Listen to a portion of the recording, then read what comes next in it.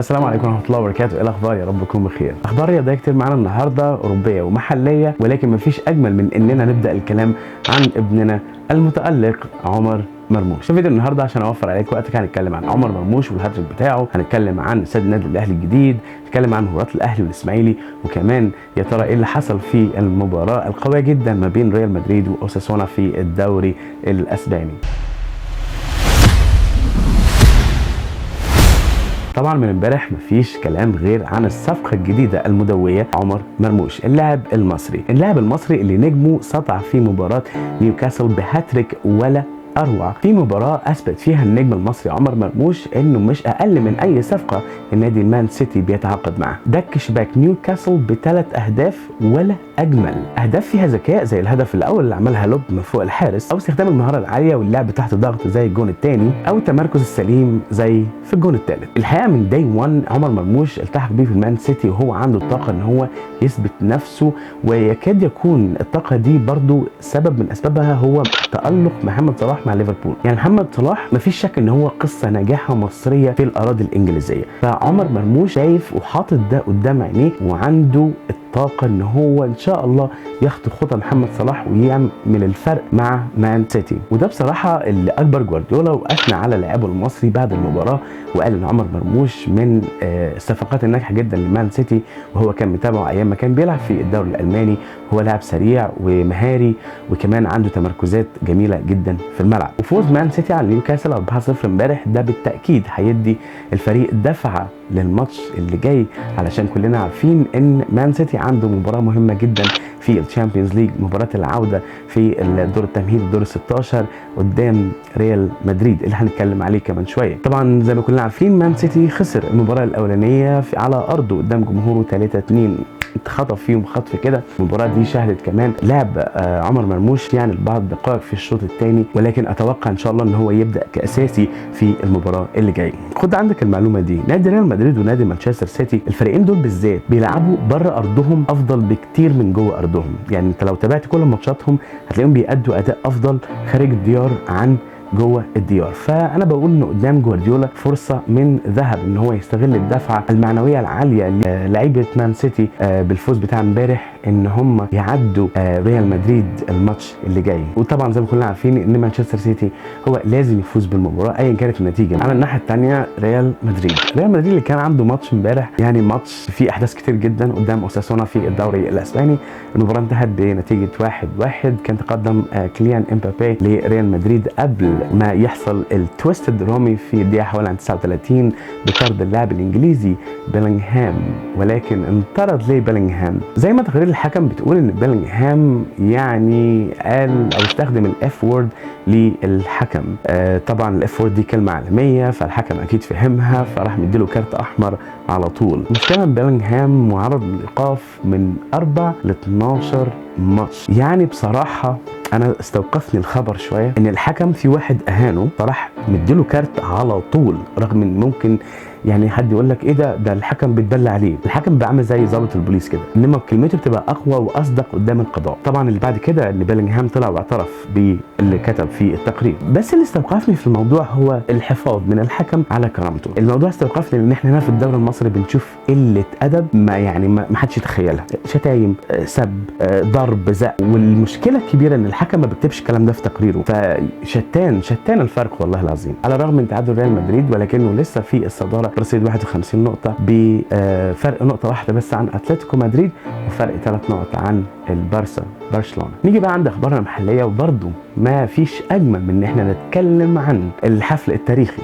الحفل اللي رفع اسم مصر فعلا وحطها على الخريطه العالميه، حفل تدشين ديزاين بتاع استاد النادي الاهلي والاحتفال بكاس العالم للانديه 2025. اختيار المكان كان اكتر من رائع، يعني اختيار الاقصر كوجهه سياحيه يعني من اكتر الوجهات السياحيه لمصر اختيار اكتر من ممتاز، وكانت فرصه جميله للناس تطلع بره بره شويه اجواء القاهره، لان احنا فيديو كان فيه دعايه حلوه جدا ان احنا كمصر ما عندناش بس الاهرامات، ده احنا عندنا يعني اثار كتير جدا يا جماعه، اثار كتير جدا. الاقصر دي بسم الله ما شاء الله يعني هي واحده من الديستنيشنز اللي انا نفسي في يوم من الايام انا ازورها ان شاء الله، وهزورها ان شاء الله رب العالمين. خلاف بقى الاجواء اللي كان فيها الحفل بحضور الشخصيات المهمه، كلمه كابتن محمود الخطيب. كابتن محمود الخطيب احنا ما بنشوفوش على الشاشه كتير، هو لما طلع اتكلم طبعا بكلمات مؤثره عن ربنا يا رب يشفيه ويعافيه عن مرضه، وعن طلبه ان هو ياخد اجازه. كابتن محمود اهلاوي جميل، مصري جميل محترم، اداري من كلاس A الطراز الاول. صراحه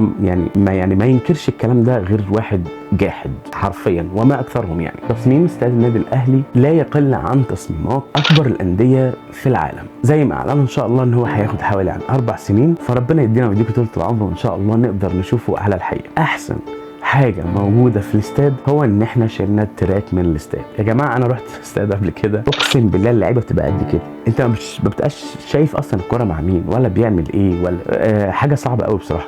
تصميم الاستاد عندنا حاجه صعبه جدا. يا ريت والله العظيم في المستقبل ممكن ان احنا نتخلص من التراك ده خالص ونعمل بدلها مدرجات، بدل ما ما تهد وتبني من تاني او تبني استاد جديد. هتبقى بصراحه فكره هايله، يعني بتدي دفعه كده للجمهور، الجمهور بيبقى عايش في قلب الملعب. نيجي بقى عند الماتش مهم جدا، الاهلي والاسماعيلي. هو الماتش هيكون تقريبا بيتلعب وقت ما انت بتتفرج على الفيديو ده او هيكون اتلعب، ولكن لو بصينا لترتيب الدوري المصري هتشوف ان انت ما عندكش رفاهيه ان انت يحصل لك نزيف نقاط سواء بالخساره او بالتعادل لا قدر الله، لان معنى انك تتعادل او تخسر لا قدر الله هتلاقي بيراميدز بيزود الفجوه معاك، وادينا شايفين انت وبيراميدز ماشيين على نفس المنوال، تكسب وهو يكسب، تكسب وهو يكسب. عايز على الاقل ان هو يحافظ على فرق النقطه لحد المواجهه المباشره ما بينك وبينه في الدور الثاني. وخلينا نكون متفقين، النادي الاهلي في اخر كام مباراه ما بيمرش بافضل حالاته، ويكاد يكون معتمد اعتماد كامل وكلي على نجمه امام عاشور. ولكن لحد امتى؟ لحد امتى مارسيل كولر هيفضل معيشنا في السسبنس بتاع كل ماتش ده؟ مارسيل كولر لازم يكون عارف ان هو النادي الاهلي كبير. انا ما اعرفش هو يعرف حجم النادي الاهلي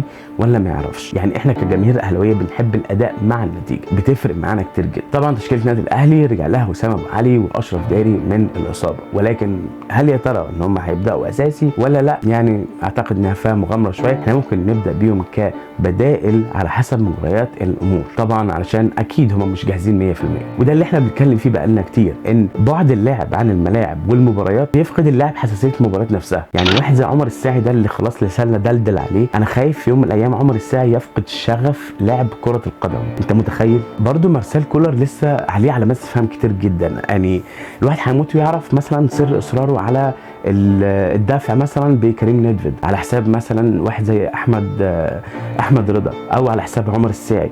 برضو الدافع بعمر السولية كاساسي، مع ان كلنا عارفين وشايفين ان يعني الريتم البدني بتاع عمرو السولية نازل جدا بقاله فتره، طبعا ده بحكم السن وده طبيعي جدا.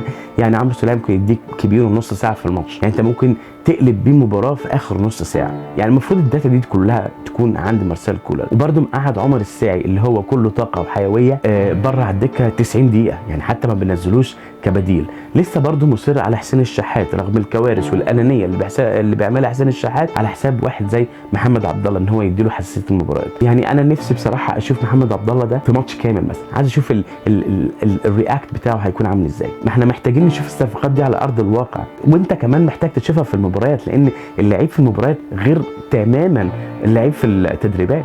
ده المفروض تكون عارف كده. يعني اكيد طبعا ما فيش شك ان في حاله ارتياح عند الحارس محمد الشناوي بعد ان هو جدد النادي الاهلي موسمين، وده ظهر عليه يعني في المباراه اللي فاتت. يعني هو اكيد كان عارف بتجديد المفاوضات والموافقه على التمديد عقده لمده 2 سنين، ولذلك هو بان عليه في الماتش ان هو بان بمستوى كويس، وبصراحه قدم مستوى متميز جدا. كمان هو اخذ افضل حارس او افضل لاعب في المباراه. اكرم توفيق خلاص، يعني اكرم توفيق يعني على عيننا وعلى راسنا، ولاعب ياما ادى النادي الاهلي زي ما النادي الاهلي اداله. يا عم كولر، يا مستر كولر، اكرم توفيق ذهنيا غير جاهز، مش حاضر، وباين عليه جدا في المباريات.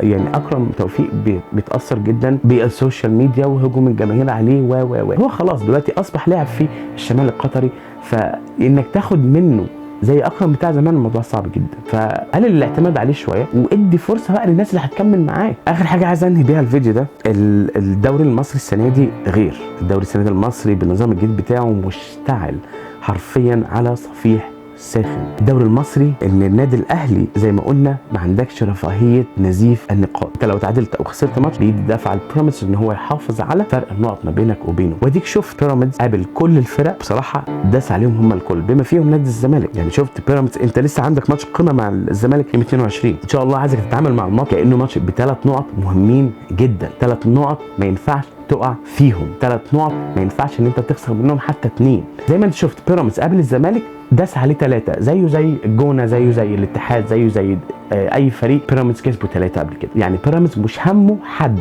من الاخر، بيراميدز مش همه حد، هيفضل ماشي على نفس المنوال، هو عنده هدف عايز يوصل له ان هو يكسب الدوري. فدي حاجه بقى ترجع لك كنادي اهلي وكمارسيل كولر، يا ترى انت كمان عايز ايه؟ بس كده، وهي دي كل حاجه كانت معانا النهارده. شكرا جدا لوقتك واشوفك الفيديو الجاي. بيس يا مان.